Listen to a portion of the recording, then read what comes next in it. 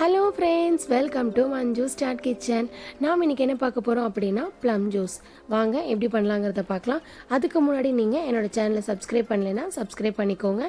Notification bell ஐக்கானையும் மறக்காமல் click பண்ணிக்கோங்க. வாங்க நம்ம ரெசிபிக்குள்ளே போயிடலாம்.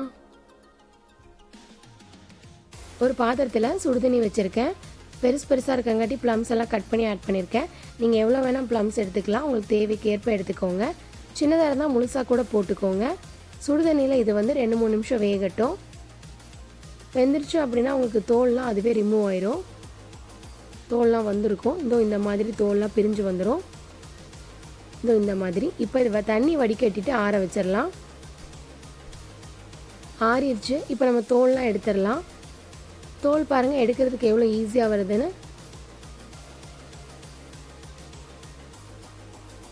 கொட்டை இருந்துச்சுன்னா கொட்டையும் ரிமூவ் பண்ணிக்கோங்க. இது இப்போ எல்லா ப்ளம்ஸோட கொட்டை தோல் இது எல்லாமே ரிமூவ் பண்ணிடலாம். குழந்தைங்க ப்ளம்ஸ் சாப்பிடாமல் இருந்தாங்கன்னா இந்த மாதிரி ஜூஸ் மாதிரி போட்டு கொடுத்து பாருங்கள், கண்டிப்பாக அவங்களுக்கு பிடிக்கும்.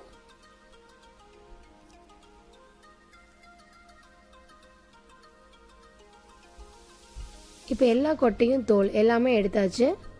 இதை நம்ம இப்போ ஜாருக்கு ட்ரான்ஸ்ஃபர் பண்ணிடலாம். இதை நீங்கள் பார்த்தீங்கன்னா அரைச்சி ஃப்ரிட்ஜில் ஒரு 3 நாளைக்கு ஸ்டோர் பண்ணி வச்சுக்கலாம். உங்களுக்கு எப்போல்லாம் ஜூஸ் குடிக்கணும்னு தோணுதோ அப்போல்லாம் நீங்கள் போட்டு ப்ளம் ஜூஸ் குடிச்சிக்கலாம்.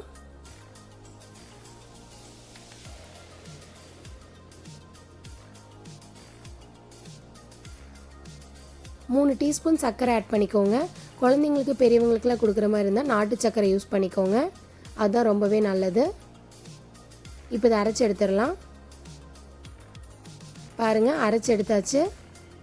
பாருங்கள் பார்க்குறதுக்கே கலர் எவ்வளோ சூப்பராக இருக்குன்னு. இதை நம்ம கிளாஸ்லேயும் ட்ரான்ஸ்ஃபர் பண்ணிட்டோம்.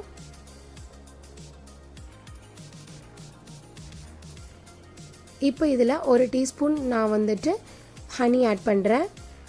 கார்னிஷ்க்காக தான் ஆட் பண்ணியிருக்கேன். உங்களுக்கு வேணும்னா ஆட் பண்ணிக்கலாம், ஆப்ஷனல் தான்.